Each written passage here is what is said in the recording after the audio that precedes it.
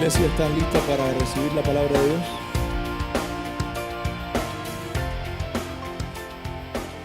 Bueno, para nadie es noticia que noviembre 8 ya pasó. Pero lo que sí no pasó es el efecto de las elecciones en este país. El efecto del fenómeno Clinton-Trump no se ha ido de los Estados Unidos.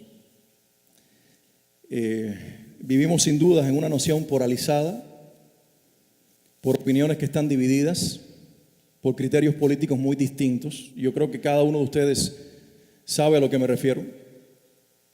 Pero yo creo que la mayor diferencia no reposa necesariamente en posiciones políticas ni en criterios de ese tipo, sino que la mayor diferencia reposa en criterios morales. Lo que hemos visto en esta contienda fue la pelea de criterios morales. Y es ahí donde la iglesia, y en particular nosotros los pastores, debemos alzar nuestra voz y hablar no tanto de lo que creemos. Yo no voy a hablar de lo que yo creo individualmente, sino que voy a hablar acerca de lo que Dios dice. No sé si alguien puede decir amén a eso. Así que por eso decidí hacer un alto hoy. Estamos en una serie que se llama Gratitud. Yo quería predicar de ese tema, pero el Espíritu Santo me puso un freno. Y yo creo que la impresión del Espíritu Santo fue clara y me hizo entender que yo debía hablarles a ustedes la palabra de Dios acerca de este tema candente en los Estados Unidos. Hay dos razones por las cuales hoy quiero predicarles de este tema. La primera es que la Biblia dice, Pablo le escribe a Timoteo y le dice, es mejor que muchos de ustedes no se hagan maestros. ¿Recuerdan el texto? Porque acarrearán mayor condenación. En otras palabras, como predicador del Evangelio, como maestro de la Biblia, yo tengo que estar muy seguro que lo que yo enseñe es la palabra de Dios, porque no se trata tanto de ustedes, se trata de Dios. El día que yo me pare en su presencia, aunque tenga la vida eterna, recibiré o no recompensas por lo que enseño aquí el domingo. ¿Ustedes sabían eso? Entonces yo, además de la vida eterna, quiero recompensas, porque si Dios las prometió, parece que son buenas. Y aunque este es tema para otro día, en el cielo se entra por gracia, pero se vive por recompensa. Y los dejo con eso pensando. El Señor habló mucho de ello. Entonces, en el cielo todos entraremos por gracia, pero cada uno recibirá o no recompensas. Y yo tengo una responsabilidad. Por eso digo, como el apóstol Pablo, si todavía buscara agradar a los hombres, no sería siervo de Dios. Si todavía buscara que el oído del hombre se sintiera bien con lo que yo predico, no estaría comprometido con el Señor. Así que eso los incluye a ustedes. Yo tengo que hablarles la palabra de Dios. Lo segundo que me motiva a hablar este mensaje en este día, que titulo ¿En qué creemos?, es que en la medida que avanzo en años de ser pastor, el Señor me va dando un corazón paternal, por decirlo de alguna forma. Y así como me invierto en mis hijos para enseñarles la verdad, quiero invertirme en ustedes para enseñarles la verdad de Dios. ¿Están ustedes hoy preparados para recibir la palabra de Dios? Muy bien. Hay tres cosas que yo quiero puntualizar en el día de hoy que han estado en los labios de mucha gente, sobre todo después del martes y antes también, pero quiero puntualizarlas. El primer tema que voy a tratar es acerca de los gobernantes. Digan todos conmigo, los gobernantes. El segundo tema candente que está todavía en los labios de muchos es el matrimonio. Diga todo el mundo conmigo, el matrimonio. Una vez más voy a decir lo que la Biblia dice acerca del matrimonio. Y el tercer tema, aunque no es el último, pero voy a quedarme en estos tres temas por cuestión de tiempo, son los inmigrantes. Digan todos conmigo, los inmigrantes. Y ese tema no tiene que ver con nosotros, porque esta iglesia no es de inmigrantes. Entonces digan todos conmigo, gobernantes, matrimonio e inmigrantes. De eso voy a hablar. Ahora, antes de compartirle, yo voy a predicar hoy muy diferente. Yo lo único que voy a leer la Biblia y que la Biblia hable por sí sola mientras yo comparto estos tres temas. Pero antes de entrar a decir lo que la Biblia dice acerca de los gobernantes, acerca del matrimonio y acerca de los inmigrantes o los extranjeros, le voy a tomar prestado una ilustración que le escuché al pastor afroamericano. El pastor Tony Evans predicó en el seminario de Dallas la noche antes de las elecciones. Y predicó un mensaje sobre el futuro de nuestra nación y el futuro de la iglesia. Y él usó esta ilustración que yo quiero compartirles a ustedes hoy. Y dice así: en un juego de fútbol hay tres grupos de personas. Uno lo encabeza el equipo local, que cuenta con la mayoría de la fanaticada sentada en las gradas. Ustedes seguramente lo han visto en la televisión, como si estamos, por ejemplo, en Miami y los Dolphins están jugando, la mayoría de las camisetas son de los Dolphins. Ese es el primer grupo, el equipo que está en la cancha y sus fanáticos. El otro grupo lo compone el equipo visitante. Son los que vienen de otro lugar a competir. Tienen en su contra que van a jugar en el terreno de su oponente y cuenta con menos fanáticos sentados en las gradas. Pero hay un tercer equipo en cada partido de fútbol y lo componen solamente 9 personas. Estas 9 personas están vestidos diferentes y no cuentan con la popularidad que los equipos tienen. Ellos no son tan atléticos, no son tan jóvenes y no son tan famosos. Pero ellos tienen algo que ninguno de los dos equipos tienen, dice Tony Evans. Ellos tienen la autoridad que les otorga el comité de la NFL.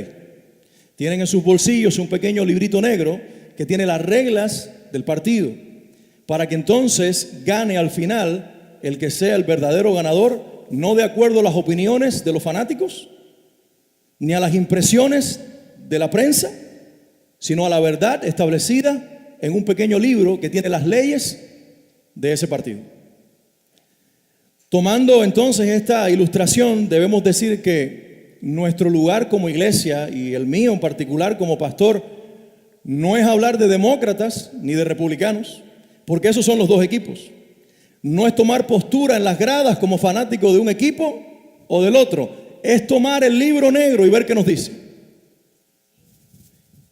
Y es ver qué dicen las leyes de Dios al respecto de la verdad que Él dejó a través de los siglos. Creerla, defenderla, votar por ellas y vivir por ellas. ¿Alguien puede decir amén? Si Dios nos trajo a los Estados Unidos y nos hizo ciudadanos de esta nación, no es para votar ni por Clinton ni por Trump, necesariamente. No es para ser demócratas y republicanos. Intencionalmente soy independiente. Es para votar por la verdad de Dios. Es para defender los valores cristianos.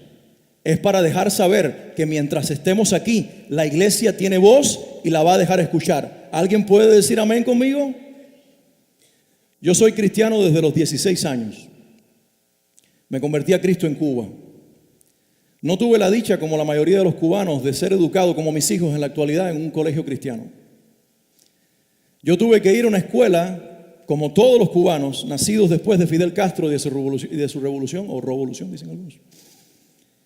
Yo tuve que ir a colegios anticristianos, que ponían de pie a los cristianos y a los hijos de pastores, como mi amigo Daniel, el hijo del pastor. Yo no era cristiano en aquel momento. Mi amigo Moisés, el hijo de otro pastor de la ciudad, y yo sufría por ellos cuando los ponían de pie y trataban de burlarse de que creían en la creación y no en que veníamos del mono. Así que me enseñaron a creer en la evolución y me enseñaron el ateísmo como filosofía. Me enseñaron el aborto como una opción y el matrimonio como obsoleto. Me lo enseñaron en la escuela, lo aplaudió mi familia, lo creyeron las personas alrededor mío, pero a los 16 años yo le entregué mi vida a Cristo postrado en una cama. El Señor entró a mi corazón y yo vine a la iglesia. Y cuando yo abracé el cristianismo, junto con mi fe, abracé la verdad. Dejé de ser evolucionista para ser creacionista. Dejé de mirar el matrimonio como obsoleto para mirarlo como mi opción de vida, en lo cual creo y lo cual predico. Dejé de mirar el aborto como una opción y como una libertad de las personas para verlo como una atrocidad y un asesinato en contra de Dios. Y comencé a entender que en la medida que yo mido mi espiritualidad es en la manera en la cual mi mente y mis valores son afectados por la palabra de Dios. Es decir, iglesia, que no es cuántos gloria a Dios nosotros digamos, cuántos textos de la Biblia sepamos y cuántas prédicas escuchemos a lo largo de nuestra vida. Es cuánta vida cristiana nosotros vivamos y cuánto afecte nuestro sistema de creencias y cómo nos expresamos en la vida, lo que nos va a hacer a nosotros verdaderamente creyentes que hemos crecido espiritualmente. La salvación, todos la obtenemos por gracia. El crecimiento espiritual es por rendición. Dios nos salva por la gracia de Jesucristo, pero cada uno crece en la medida que se rinde a la voluntad del Padre y deja al Espíritu Santo que transforme no solamente el espíritu, que se llena de de gozo y se eriza cuando Él se manifiesta, sino la mente que establece los valores en la mente, los cree, los defiende y los vive. No escucho muchos amén. Yo sé que estoy predicando, como me dijo en una ocasión el pastor Rey Matos.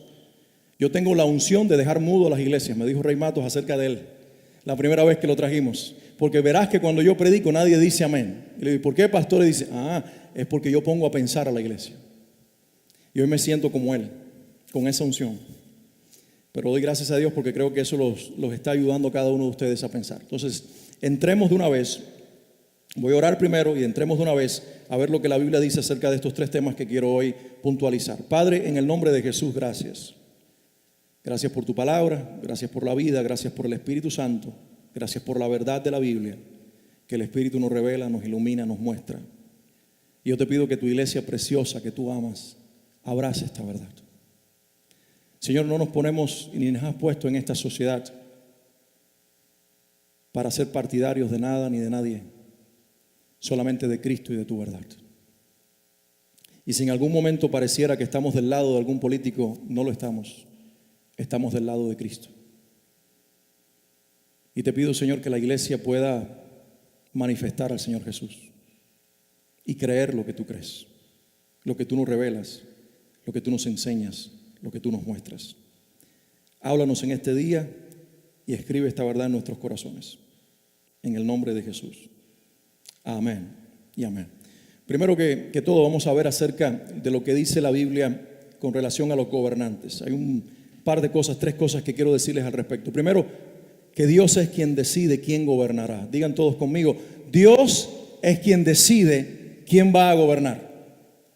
No sé si todavía lo creen, pero voy a leer la Biblia y voy a leer este pasaje que Daniel, el profeta Daniel en su profecía en el capítulo 5 escribe estas palabras acerca de algo que sucedió cuando el hijo de Nabucodonosor, Belsasar, se convierte en rey de Babilonia y emperador del gran imperio babilónico. Seguramente está familiarizado con que por allá por el año 500 Nabucodonosor entró en Jerusalén, destruyó el templo de Jerusalén y se llevó cautivo a los judíos.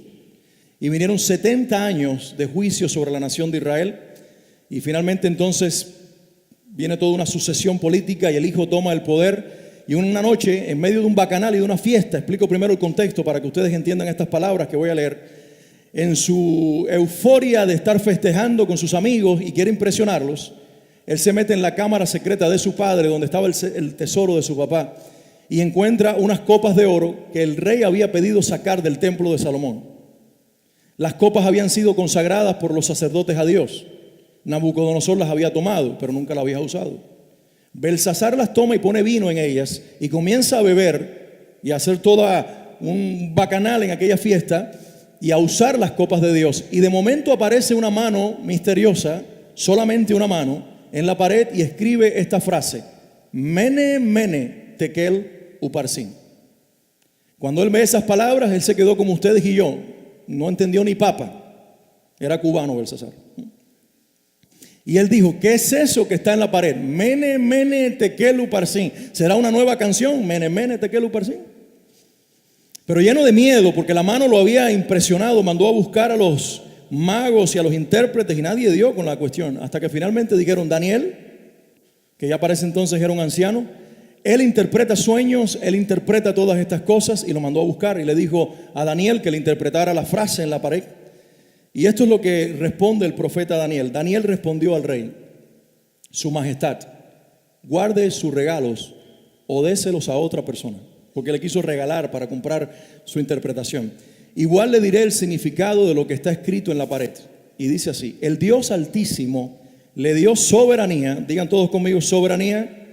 Hay 4 palabras que les voy a pedir que repitan porque son muy importantes en este texto. El Dios Altísimo le dio soberanía. Digan soberanía.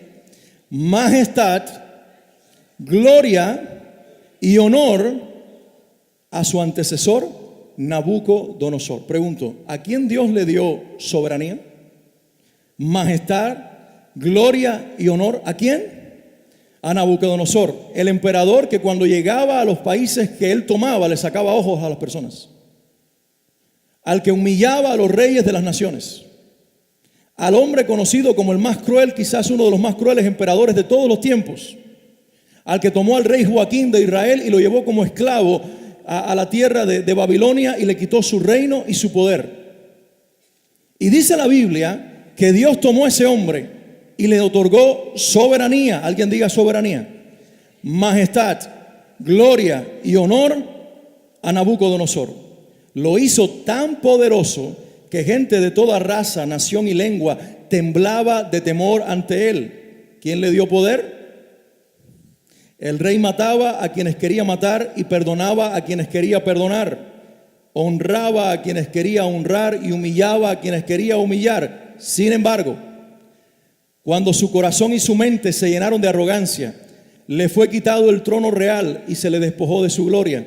Fue expulsado de la sociedad humana y se le dio la mente de un animal salvaje y vivió entre los burros salvajes.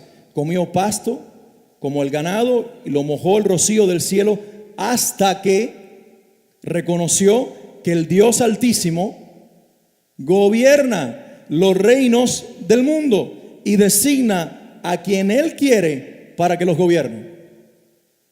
Lo leo una vez más.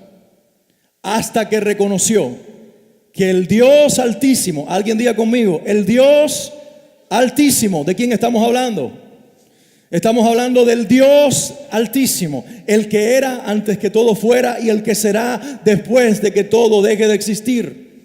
El que trajo a existencia el mundo y con él nuestra vida. Él gobierna, digan conmigo, gobierna sobre los reinos del mundo y designa a quien él quiere para que los gobierne. En la antigüedad, por sucesión de reinos, él determinaba quién iba a ser el próximo rey. Salomón no debía haber sido rey de Israel, porque los hijos que nacieron antes debían haber sido reyes, porque nacieron primero. Por eso Adonías, el hermano, intenta usurpar el trono. Pero Dios dijo, no es Adonías, no son los otros hijos de David, es Salomón. Yo lo escogí para que reine sobre Jerusalén. Tenemos que aceptar que los tiranos que hemos tenido en Latinoamérica, Dios los puso por alguna razón, incluyendo a Fidel Castro en Cuba. Tenemos que aceptar que 8 años de gobierno del presidente Obama los escogió Dios. Y los próximos 4 años del presidente Trump los va a escoger Dios. Y Él los designó. ¿Alguien puede decir amén? Es lo que dice la Biblia. Y yo la creo. Así que tenemos que entender que la iglesia no debe tomar posturas ni decir, esto no es de Dios, o esto sí lo es, este es bueno o este es malo, porque los gobernantes no están para gobernar por buenos ni por malos.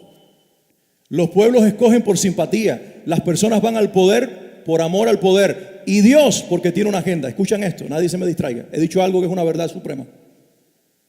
Los pueblos se escogen por simpatía, los gobernantes suben al trono o al poder porque quieren poder.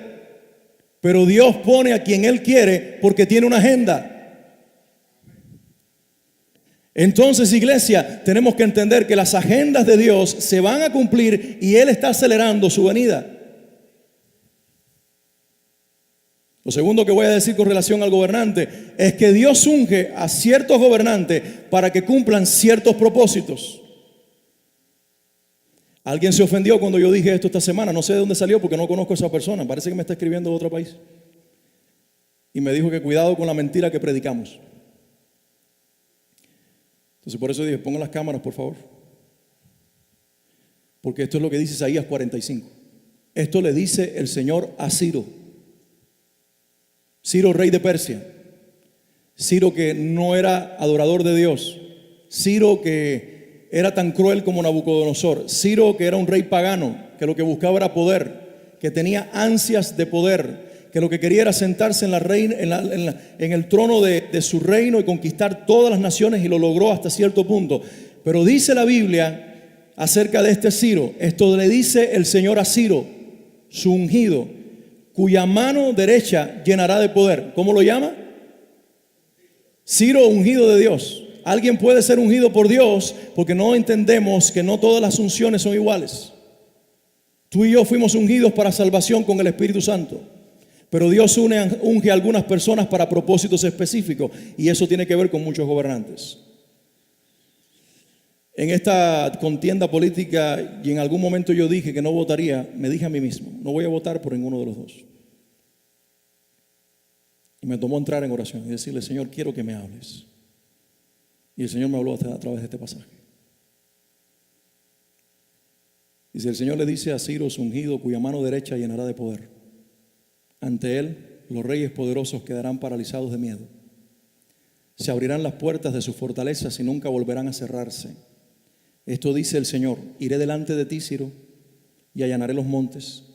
Echaré abajo las puertas de bronce y cortaré las barras de hierro. Seguramente muchas veces has escuchado esta declaración y la usamos para nosotros y la podemos usar, pero la usó el Señor para Ciro. Te daré tesoros escondidos en la oscuridad, riquezas secretas. Lo haré para que sepas que yo soy el Señor, Dios de Israel, el que te llama por tu nombre. ¿Por qué te he llamado para esta tarea? ¿Por qué te llamé por tu nombre cuando no me conocías? Es por amor a mi siervo Jacob. Es por amor a Israel, mi escogido. Yo soy el Señor, no hay otro Dios. Te he preparado para la batalla, aunque tú ni siquiera me conoces, para que el mundo entero, desde el oriente hasta el occidente, sepa que no hay Dios. Yo soy el Señor y no hay otro. Yo formo la luz y creo las tinieblas. Yo envío los buenos tiempos y los malos. Yo, el Señor, soy el que hace estas cosas. Ábranse, oh cielos, y derramen su justicia. Que la tierra se abra de par en par para que broten juntas la salvación y la justicia. Yo, el Señor, las he creado. ¿Qué aflicción espera a los que discuten con su Creador? ¿Acaso discute la olla de barro con su hacedor? ¿Reprocha el barro al que le da forma diciéndole: detente, lo estás haciendo mal? Detente, Dios, ¿te equivocaste? Exclama la olla: qué torpe eres. Qué terrible sería si un recién nacido le dijera a su padre: ¿por qué nací? O le dijera a su madre: ¿por qué me hiciste así? Esto dice el Señor, el Santo de Israel, tu Creador. ¿Pones en tela de juicio lo que hago por mis hijos? ¿Acaso me das órdenes acerca de la obra de mis manos? Yo soy el que hizo la tierra y creó a la gente para que viviera en ella. Con mis manos extendí los cielos. Todas las estrellas están a mis órdenes. Levantaré a Ciro para que cumpla mi propósito justo y guiaré sus acciones. Él restaurará mi ciudad y pondrá en libertad a mi pueblo cautivo, sin buscar recompensa. Yo, el Señor de los ejércitos celestiales, he hablado. Isaías dijo esto cuando Ciro no era rey. Isaías dijo esto antes de Nabucodonosor. Yo me imagino que cuando los escritos de Isaías fueron tomados por algunos profetas de su época, ya en días del rey Ciro, habrán sido vistos como muy negativos, y la gente lo habrá cuestionado mucho, porque les decía a los israelitas que reconocieran como ungido a un rey pagano. Pero lo que no sabían es que era Ciro firmaría unas cartas para que Nehemías entrara y reconstruyera los muros. Lo que no sabían es que bajo la orden de Ciro, Zorobabel iría junto con Esdras y reconstruirían el templo. Y le permitirían a los judíos nuevamente celebrar fiestas que les habían sido prohibidas a lo largo de los años. Yo no sé en lo que está pensando el mundo, ni en lo que están pensando los americanos. Yo lo único que creo es que Dios tiene una agenda y la va a cumplir. Tienen que surgir muchas cosas. La escena política tiene que prepararse. Los gobernantes que muchos no quieren tienen que estar en el sitio opuesto para que se levante el anticristo, pero para que venga Cristo. Y todo gira en cierta forma alrededor de la nación de Israel, porque está en los planes de Dios, porque así Dios obra. ¿Qué nos enseña la Biblia en relación a nosotros con respecto a los gobernantes? Bueno, ya vimos, Él los pone y Él los quita, Él los unge para misiones especiales. Entonces, ¿qué debemos hacer los cristianos en relación a los gobernantes? Voy a compartirles dos pasajes de la Escritura. El primero, 1 Timoteo 2, 1 al 4, dice: en primer lugar, te ruego que ores por todos los seres humanos. Digan conmigo: oro. Debo orar por todos los seres humanos, los que me caen bien y los que me caen mal. Pídele a Dios que los ayude, dice Pablo, intercede en su favor y da gracia por ellos. Ora de ese modo por los reyes. ¿Por quiénes? Por los reyes. Dice, ora de ese modo. ¿De qué modo? Bueno, dice anteriormente, intercede en su favor y da gracia por ellos. Ora de esa forma por los reyes, por todos los que están en autoridad, para que podamos tener una vida pacífica y tranquila, caracterizada por la devoción a Dios y la dignidad. Esto es bueno, y le agrada a Dios nuestro Salvador, quien quiere que todos se salven y lleguen a conocer la verdad. ¿Cuándo escribió Pablo esta carta? Cuando Nerón era emperador de Roma, el mismo que quemó Roma, le echó la culpa a los cristianos y mató a miles de nuestros hermanos en la fe. Y Pablo le dice a la iglesia que ore por gobernantes, incluyendo Nerón. Los cristianos tenemos que abrazar esta verdad. Yo recuerdo cuando yo era un niño, a los 8 años, me hice muy amigo del hijo pequeño del pastor Homero, quien fue mi pastor después. Yo recuerdo que Daniel nos decía y nos compartía a los muchachos del barrio que había algo de su papá que él no entendía. Porque su padre no solamente era el pastor de la iglesia, sino también era el líder de la denominación en el país, en el caso de los bautistas, vicepresidente de la convención. Y por su postura y su posición tenía que dejar saber lo que la Biblia decía, y eso no le gustaba a los gobernantes. Era visto en Cuba como alguien que más que un pastor era quizás un hombre que estaba en contra del gobierno, y no era así, simplemente era un predicador del evangelio. Pero Daniel nos decía, yo recuerdo esto, era bien niño, no entendía muchas cosas, pero me impresionó que él dijera esto: mi papá todas las noches, decía él, dobla las rodillas para orar, y a mí me sorprende y me pregunto por qué lo hace. Le pide a Dios que bendiga y dirija al presidente de Cuba. Y yo no entendía eso, porque yo sabía que sus ideas eran totalmente diferentes. Pero él tenía una convicción cristiana y por esa razón oraba, a pesar de que los políticos eran abiertamente anticristianos. ¿Te das cuenta de lo que Dios nos pide? Fue la postura que muchos cristianos tomamos en el año 2008 cuando el presidente Obama ganó las elecciones. Y yo sabía que iba a haber una agenda antiaborto, una agenda antimatrimonio bíblico. Pero muchos fuimos a nuestras casas y no quemamos banderas. Fuimos a orar por la nación. Fuimos a pedirle al Señor que bendijera al presidente Barack Obama. Y hoy, al salir de la presidencia, ¿sabes qué pido? Que Dios lo salve, a él y a su familia, y que lo use para el bien. Pero tenemos la misma responsabilidad, nos guste o no, de orar por el presidente entrante, porque esa persona va a cumplir los propósitos de Dios en la medida también que la iglesia ore para que no sean obstaculizados por la agenda del diablo. En segundo lugar, la Escritura dice, y quiero pasar al otro tema, no quiero detenerme aquí toda la mañana, toda la tarde. Dice, toda persona debe someterse a las autoridades de gobierno, pues toda autoridad proviene de Dios, y los que ocupan puestos de autoridad allí están colocados por Dios. Una vez más, estos son escritos de Pablo cuando Nerón era el emperador romano y había gobernadores siniestros en las provincias romanas, y dice, por lo tanto, cualquiera que se rebele contra la autoridad se rebela contra lo que Dios ha instituido y será castigado, no por las leyes de un país, sino por Dios. Pues las autoridades no infunden temor a los que hacen lo que está bien, sino a los que hacen lo que está mal. ¿Quieres vivir sin temor a las autoridades? Haz lo correcto y serás honrado. Las autoridades están al servicio de Dios para el bien tuyo. Pero si estás haciendo algo malo, por supuesto que deberías tener miedo, porque ellas tienen poder para castigarte. Están al servicio de Dios para cumplir el propósito específico de castigar a los que hacen lo malo. Por eso tienes que someterte a ellas, no solo para evitar el castigo, sino para mantener tu conciencia limpia. Por esas mismas razones, también paguen sus impuestos. Latinos en Estados Unidos, paguen sus impuestos. Pues los funcionarios de gobierno necesitan cobrar su sueldo. Ellos sirven a Dios con lo que hacen. Ustedes den a cada uno lo que deben, paguen los impuestos y demás aranceles a quienes correspondan, y den respeto y honra a los que están en autoridad. ¿Puede decir el pueblo de Dios amén? Bueno, ahí tienes un resumen de lo que la Biblia enseña. Enseña muchas más cosas acerca de este tema de gobernantes, pero ahí tienes claro para poder proyectarte a los años que vienen por delante y vivir una vida que honre a Dios y una vida que glorifique al Señor. Número 2, el tema candente también alrededor del matrimonio. ¿Qué dice la Biblia? Creo que todos debiéramos saberlo. ¿Qué dice la Biblia al respecto del matrimonio? Voy a leer una vez más Génesis 2, 18 al 24. Después el Señor dijo, no es bueno que el hombre esté solo. Digan los hombres conmigo, amén. Haré una ayuda idónea para él. Dice esta versión, haré una ayuda ideal para él.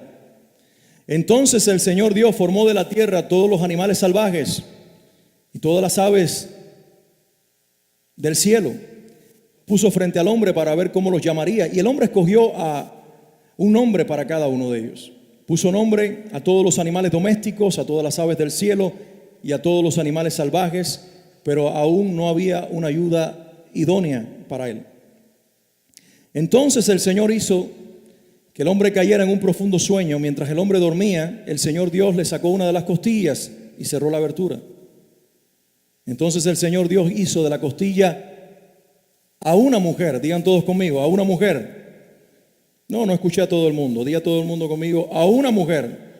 El Señor creó un hombre y de su costilla a una mujer. Y la presentó al hombre. Al fin, exclamó el hombre, esta es hueso de mis huesos y carne de mi carne. Ella será llamada mujer o varona, dice la otra versión, porque fue tomada del hombre. Esto explica por qué el hombre deja a su padre y a su madre y se une a su esposa y los dos se convierten en uno solo. Déjenme señalar algunas verdades con respecto al matrimonio que este pasaje nos deja, y yo creo que quizás no sea tela de juicio en la iglesia, pero hoy veo que el relativismo y la falsa moral ha entrado en el corazón de los cristianos para que nosotros digamos que, bueno, si ellos lo decidieron así, ¿quién soy yo para juzgarlo? Yo no soy nadie para juzgarlo, yo soy alguien para predicar la verdad. Nosotros no estamos para censurar a aquellos que dicen que el matrimonio es entre un hombre y un hombre, y una mujer y una mujer. No, estamos para amarles diciendo que el matrimonio es entre un hombre y una mujer. Lo voy a decir una vez más. Estamos no para censurar a los que tienen orientación homosexual. Estamos para amarlos diciéndoles que el matrimonio es entre un hombre y una mujer. Pastor, pero ellos no se sienten amados de esa forma. Es que el amor tolerante de este mundo piensa en el tiempo presente, mientras ellos se sienten emocionalmente respaldados. La iglesia piensa en la eternidad. Y nosotros pensamos que hay miles y millones de gente con corazón noble que creen en ciertas partes de la Biblia y que hasta cierto punto aman a Dios, pero están equivocados. Y si no les decimos la verdad en amor, pasarán la eternidad en el infierno, separados de Dios.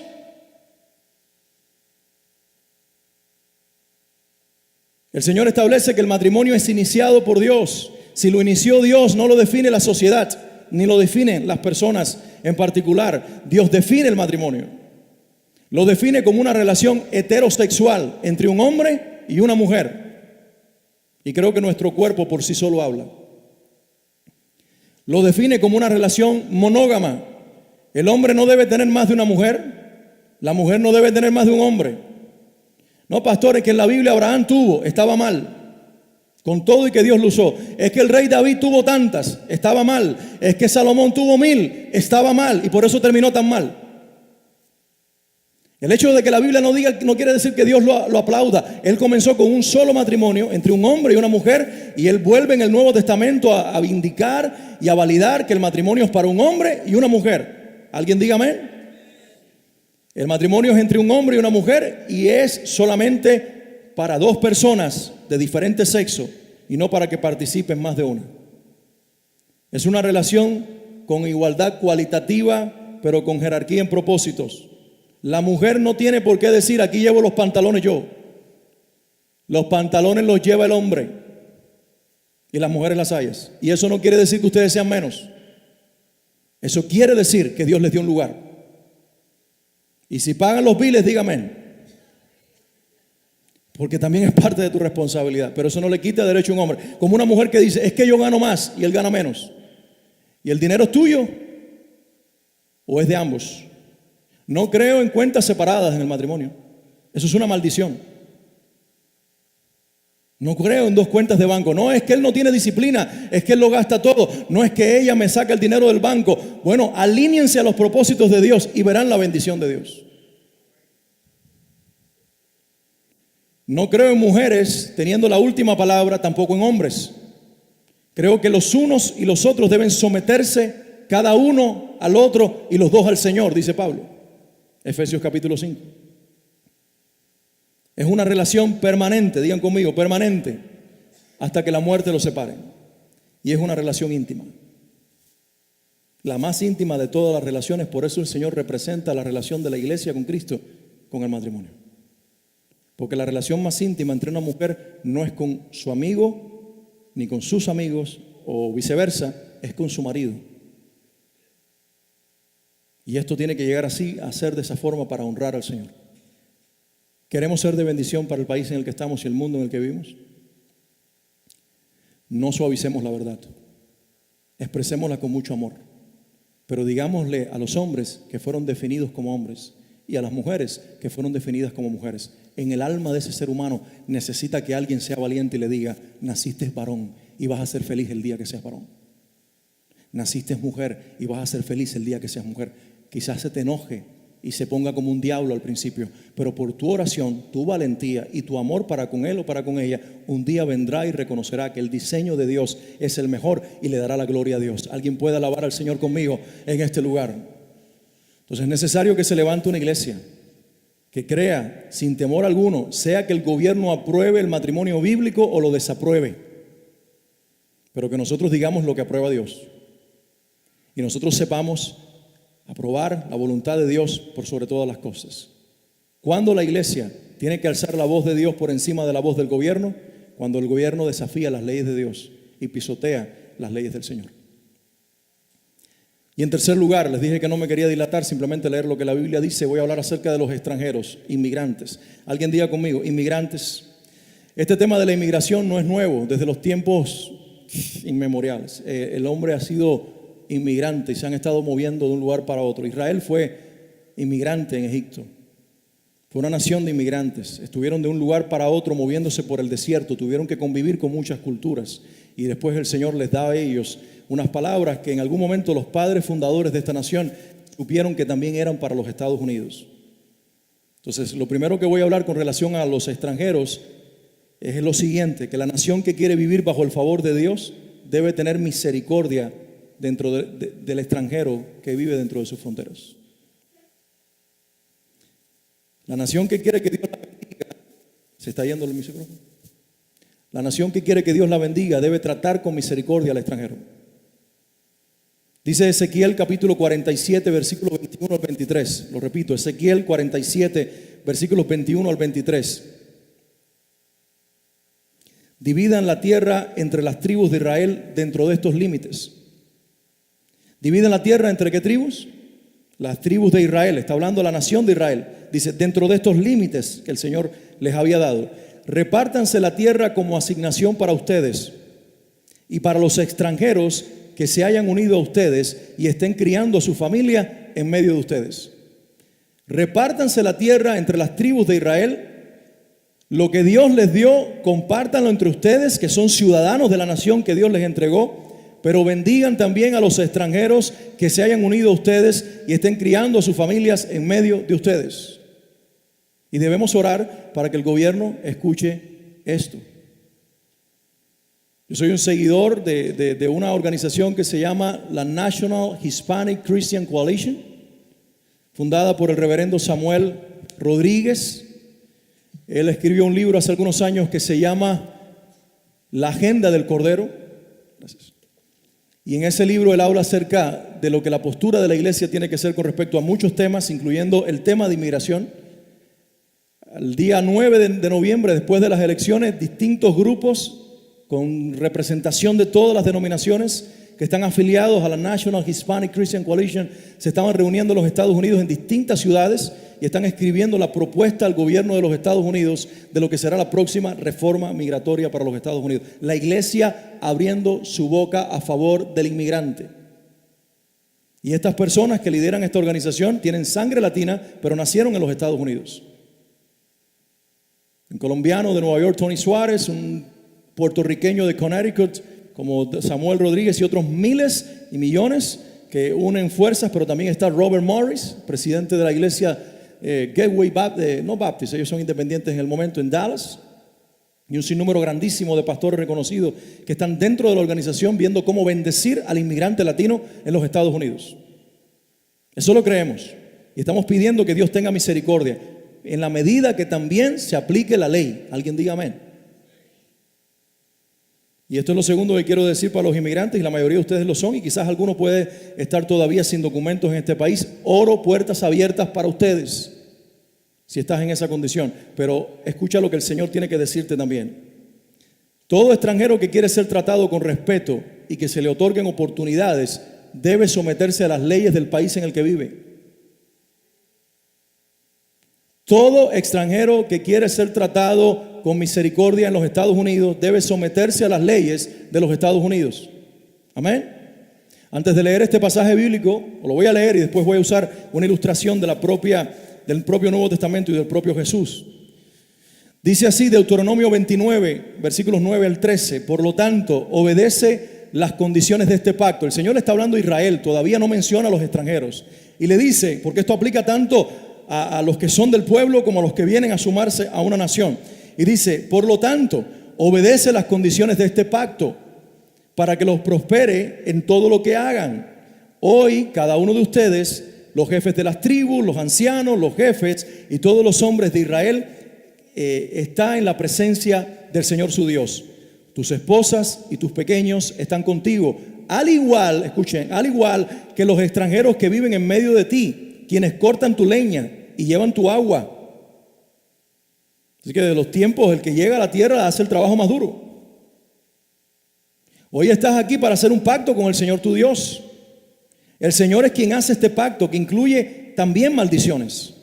Hoy, al hacer el pacto, Él te confirmará como su pueblo y te reafirmará que Él es su Dios, tal como te lo prometió a ti y se lo juró a tus antepasados, Abraham, Isaac y Jacob. Este es el Señor hablando, y tenemos que entender que la constitución de Israel, hasta el tiempo moderno, hasta el año 1948, que ya no fue más así, pero la constitución de Israel, todos los días antes de la deportación, era la Biblia. Alguien diga conmigo, la Biblia. No solamente era un libro religioso, era la constitución de la nación. Lo que la Biblia decía, los gobernantes tenían que hacerlo, inclusive los reyes. Y en los días de Moisés, bajo el liderazgo de Moisés, esto era tenido muy, muy en serio. Y el Señor le dice, en primer lugar a los israelitas, ustedes cumplan el pacto, sométanse a la constitución divina para que yo los bendiga, porque si no lo hacen, los voy a maldecir. Y dice, y los extranjeros que viven en tu tierra, que se sometan también. Que se hagan parte de la mentalidad y adopten las creencias de Israel. Que no vengan a decir que ellos sirven a Moloc, porque si no, no serán tenidos bien en cuenta en la nación a la que viene. Así era en aquel momento y así sigue siendo hoy. A donde tú vas, te tienes que someter a las reglas de ese país. Por cerca de un año, Swanley y yo fuimos inmigrantes documentados, porque teníamos visa en México. Volamos a México con una visa FM3 de ministro de culto y una visa en el pasaporte cubano que decía que Cuba nos daba 11 meses y un día para estar en México. Desde el principio tuve que ir a la embajada en Presidente Mazarik, los que conocen la Ciudad de México, un lugar bien lindo ahí en Polanco, a la embajada cubana, y vine el primer mes para que ellos validaran que estaba allí y me dijeron, a los 11 meses te tienes que ir, porque nosotros no te vamos a prorrogar la visa. Salir de Cuba fue un milagro para nosotros y nos querían regresar. Tratamos de hacer gestiones con los abogados frente a Gobernación de México. Tienen que ir a su embajada. Lo que diga su embajada, nosotros lo hacemos. Fuimos varias ocasiones. Y cuando se acercaba la fecha, el funcionario de inmigración cubana, tan déspota como todos los que trabajan en esas oficinas del gobierno cubano, nos dijo, no vengan más. Al año y un día se montan en un avión y se van para su país. Entonces fuimos a tratar de gestionar con el abogado para que hablara con Gobernación, y Gobernación dijo, lo sentimos mucho. Si su país no los ampara legalmente y ellos no son ni residentes ni tan siquiera de México, nosotros nos vemos en la necesidad de deportarlos. ¿Ustedes creen que yo salí a protestar contra los mexicanos y a quejarme de cuán injusto es el país? Sino más bien que yo entendí que estaba bajo las reglas de un país que respeta la soberanía de otro. Y por eso tuve que decir, ¿dónde me aceptan y me dan papeles? Y venir a los Estados Unidos, donde los primeros 9 meses fui indocumentado. Porque no creía en migración nuestra historia, la que dijimos de verdad. Y tuve que vivir aquí caminando en las calles y no manejar un carro porque no tenía licencia, porque no iban a ir en contra de las leyes de este país. Y lavar carros para ganarme la vida y hacer todo lo que fuera necesario mientras yo tenía un permiso de trabajo para vivir en este país. Entonces, lo que hemos aprendido es que nosotros, en lugar de rebelarnos contra las reglas de los países, los cristianos llegamos a bendecir las naciones con nuestra actitud. Y es la actitud de un pueblo cristiano. Si hay tantos millones de inmigrantes cristianos en esta nación y tomamos nuestra postura de bendecir a la nación, eso el Señor lo tendrá en memoria y va a abrir una puerta de este tamaño, y aunque no le den papeles a nadie más, le van a dar documentos a cada cristiano que ha honrado al Señor, y el Señor se va a glorificar. Y si alguno los va a devolver a su país, le va a dar más allá que aquí. No debemos temer para nada, porque estamos en las manos de Dios. Pero lo que sí tenemos que hacer es honrar a Dios viviendo de acuerdo a las reglas de los hombres, pero sobre todo a las reglas de Dios. En la historia, en la Biblia hay una historia fascinante que representa la gracia. Un rey, o más bien un novio que invita a la fiesta de bodas a muchos invitados. Algunos no quieren aceptar la invitación y salen sus trabajadores por los caminos a buscar invitados. Y llenan la fiesta de gente. Y finalmente el novio llega y ve que todo el mundo está vestido de bodas, menos una persona. ¿Recuerdas la historia? El Señor llamó a sus siervos y les dijo: ¿quién es ese que no trae ropas de boda? Las ropas de las bodas antiguas eran de lino. Y la persona entró con la ropa que traía normal en el camino, y entró para allá, y el dueño y el señor de la boda dice: ¿quién es ese que está vestido de ropas que no son de boda? Sáquenlo de la fiesta. Y dice el Señor: así será con aquellos que estén dentro de los parámetros de la gracia, pero que no estén vestidos de ropas de gracia. Y nosotros no entendemos lo que culturalmente sucedía, pero en aquellas bodas había ropas, dicen los historiadores, había ropas o batas de lino colgadas en algún lugar, por si algún invitado no venía vestido de acuerdo al protocolo de aquella boda. Y si la persona llegaba a las puertas y no tenía ropa, le decían: aquí tenemos la ropa para que usted se la ponga. Conozco iglesias en Latinoamérica, sobre todo en Santo Domingo, que le miden las sayas a las mujeres. Y ellos tienen unos paños que se los ponen aquí y le dicen: así es como usted entra aquí. Y tiene la opción de entrar o no entrar. Yo no estoy muy de acuerdo con eso, pero es lo que ellos hacen. Aunque a veces lo debiéramos hacer con algunas hermanitas. Pero bueno, hoy no voy a hablar de ese tema. Entonces, ahí estaban esas batas. Así que si la persona entró con esa ropa que no era de bodas, es porque rechazó las otras. Esa es la imagen. La imagen es que aun cuando tú llegues totalmente inepto o vestido inaceptable delante de Dios, hasta el último minuto Él tiene la ropa de gracia para vestirte de ella.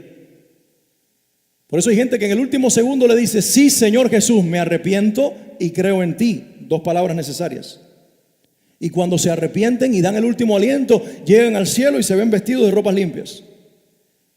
Pero si tú rechazas la gracia y luego entras a la presencia de Dios a exigirle que te acepte, Él te va a sacar. Con todo y que es misericordia, y con todo que hay gracia para todo. La gracia es para todo, pero solo la disfrutan los que están dentro de los parámetros de la gracia. Lo voy a decir una vez más.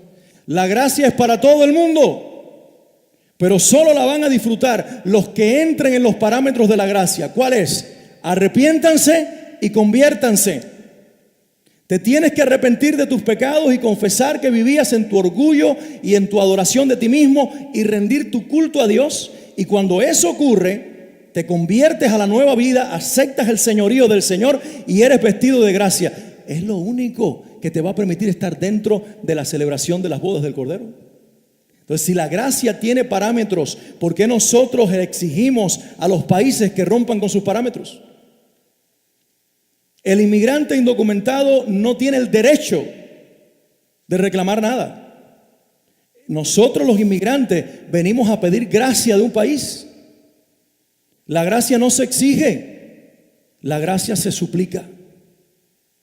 La gracia se muestra cuando yo la quiero recibir con una actitud de arrepentimiento y de sujeción. Y eso es aplicable también a las reglas de los hombres. Es por eso, mis hermanos, que hoy nos toca a nosotros alzar la voz y que el mundo entero escuche la verdad de Dios de nuestros labios.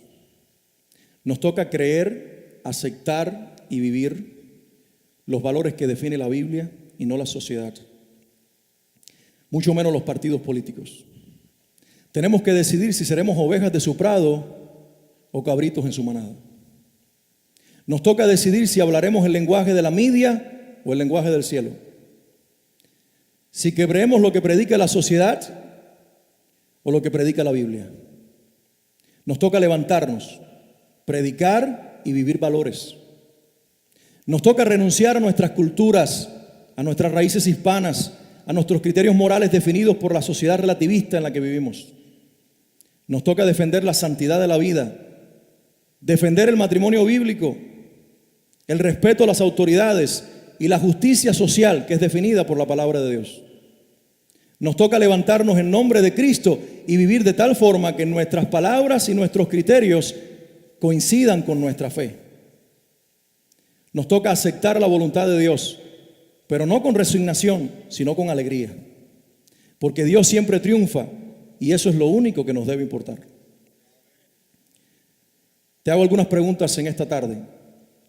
¿Te vas a levantar a favor de la verdad absoluta o de las medias verdades o verdades relativas de nuestro mundo moderno? ¿Juzgarás las cosas con los valores de la Biblia o con los falsos valores disfrazados de amor que el mundo de hoy nos quiere vender?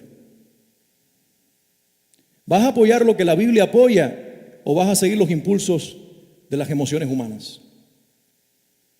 ¿Vamos a reconocer la santidad de la vida, el matrimonio establecido por Dios como la unión entre un hombre y una mujer solamente, como valores esenciales para definir la justicia, o vamos a suavizarla con el criterio mundano de las libertades humanas? ¿Vamos a pensar como latinos o como hispanos o como norteamericanos, o de una vez y por todas nos vamos a levantar y vamos a comenzar a pensar, a hablar y a vivir como cristianos? Esta es la hora de ser iglesia, de defender valores bíblicos y de vivir en congruencia con la verdad de Dios. Quiero preguntar cuántos se paran por Dios y por su palabra en este lugar.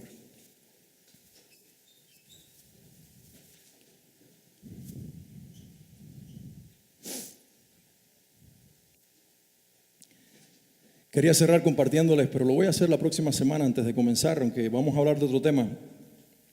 Yo le pedí a Robert que bajara un video del cantante Willy Redimido, su opinión acerca de lo que sucede en los Estados Unidos. Me pareció muy congruente con lo que yo creo. Y quería cerrar de esta forma, pero son varios minutos y no quiero robarles a ustedes tanto tiempo. La próxima semana quiero que lo veamos y veamos el sentir de la iglesia en los Estados Unidos. Veamos el sentir de los cristianos. Veamos el sentir de aquellos que hemos abrazado la Biblia y hemos creído lo que Dios cree. Hoy se vive un mundo donde se predican, una vez más digo, falsas verdades, donde se nos da la opción de nosotros aceptar esto como una verdad y esto que no me gusta no lo acepto. Pero con Dios no hay medias tintas. Con Dios es todo o nada. O estás con Él o no estás. Por eso yo no puedo aprobar todas las políticas republicanas, como tampoco puedo aprobar muchas de las políticas demócratas. Pero todo lo que yo voy a aprobar es lo que aprueba la Biblia. Yo les invito a ustedes que se levanten por el Señor. Y no en ejercicio del voto, porque ya eso pasó, en ejercicio de la fe. Tenemos que enseñarle a nuestros hijos desde pequeños. Yo soy padre. Y yo les enseño a mis hijos la verdad. Estamos viendo una película, vivimos en este mundo. Ayer Swanley tuvo que ir a hacer unas compras con Marina y estaba viendo una película yo con Isaac. Y de estas de los Minions, muy divertida. Pero salió un Minion con un underwear no muy aceptable. Y dice mi cuñada que estaba allí, ya no saben qué hacer para promover en los niños el que acepten lo sucio como bueno.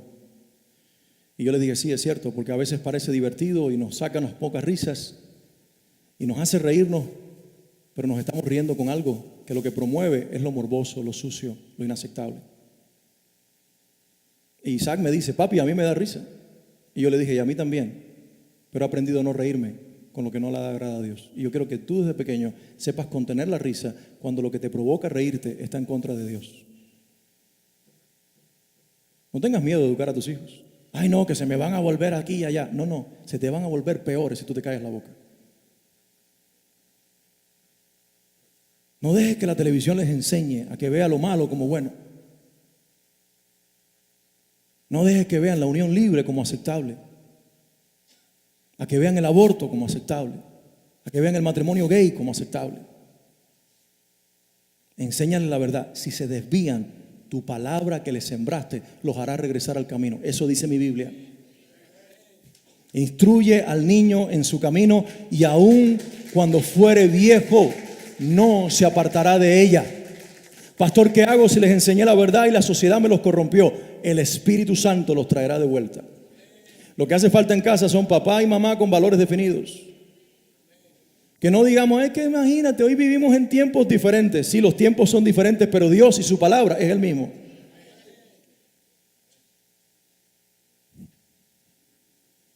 Este no es el mensaje que hay en iglesias, pero es el único que yo sé predicar. Y el que voy a predicar hasta el día que parta con el Señor. Yo quiero que la iglesia que yo pastoreo sepa lo que cree su pastor. Esto es un poquito nada más. Y hoy predico esto, y el Señor me ha estado hablando y me ha dicho que tengo que predicar ya antes de todo este tema de presidentes y demás, que va a ser secundario en algún momento cuando estemos en la eternidad, pero sí de valores. Me he puesto en mi corazón la responsabilidad de predicar lo que dice la Biblia con respecto a lo que se cree hoy, aunque me vuelva políticamente incorrecto y aunque vuelva mi predicación desagradable para los oídos de muchos, incluyendo los de ustedes. Estoy parado aquí enfrente no para recibir el salario de una iglesia, sino para predicar de acuerdo al llamado de Dios. Por eso, más que buscar gente para la organización para que dé más dinero, queremos más corazones rendidos al Señor. Hoy, al hablarte lo que la Biblia dice, lo único que busco no es que digas estoy de acuerdo con Alex, es que puedas decir amén a la palabra de Dios. Y el día que te pares delante de Él te diga, bien, buen siervo, buen sierva, en lo poco fuiste fiel, sobre mucho te pondré. Inclina tu rostro.